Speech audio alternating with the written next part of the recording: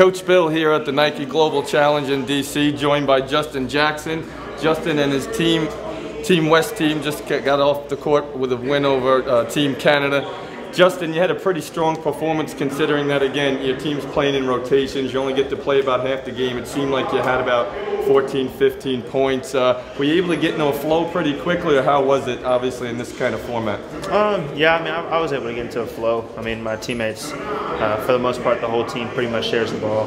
If they don't have it, they give it up. So, you know, I just play off them. You know, when I have my open shots, I try to take advantage of it. Yeah. I mean, all the fans who have followed you know how efficient you are. You don't really hunt extra shots. You play within the team concept. Even saw you a handful of times today pass up some shots because it was early in the shot clock, and and just to get the team involved. So I guess you're pretty much just used to playing that efficient style no matter what the format is, huh? Pretty much. I mean, I've always played unselfish, sometimes a little too unselfish, but I mean, that's the only way I know how to play, and I'm just going to keep on playing like that. Right, and all the fans know that you're a North Carolina commit. Obviously, that's a big part of how they play. It's unselfish. They get within, they get within team execution. They usually don't take quick shots unless it's out in transition.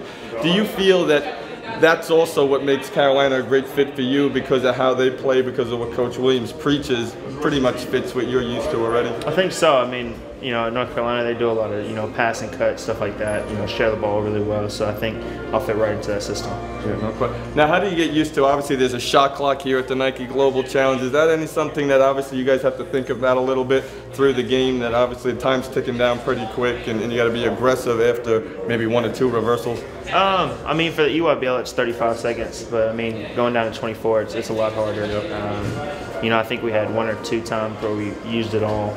So I think it's a little harder, but once you get used to it, it's not too bad. Yeah. Now, Canada threw a little bit of zone in today, and I saw you playing the short corner role. Now, a lot of times for a lot of teams, that might be relegated to a post player, but I even wound up saying so, and that's like a layup for you with your floater in the short corner. Yeah. Your eyes must light up when you see a little daylight in the short corner. So I'm sure Coach Williams will be keeping a beat on that, planting you in that short corner against the zone. But I mean, certainly you must like the zone, because not only are you capable of busting it from the perimeter, but you can maybe find the gaps along that baseline. And everybody knows you got, probably one of the best floater games in high school. So your eyes must light up from both angles, definitely.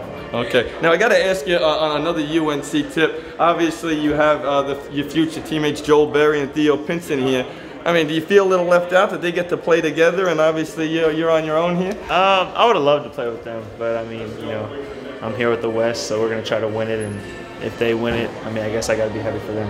Yeah, absolutely. Well, it's a pleasure having you, Justin. We'll hopefully try and get another interview or 2 with you as the event goes on, but congratulations, had a good performance, and your team got a win. That's what it's all about. Yes, sir. All right, thanks.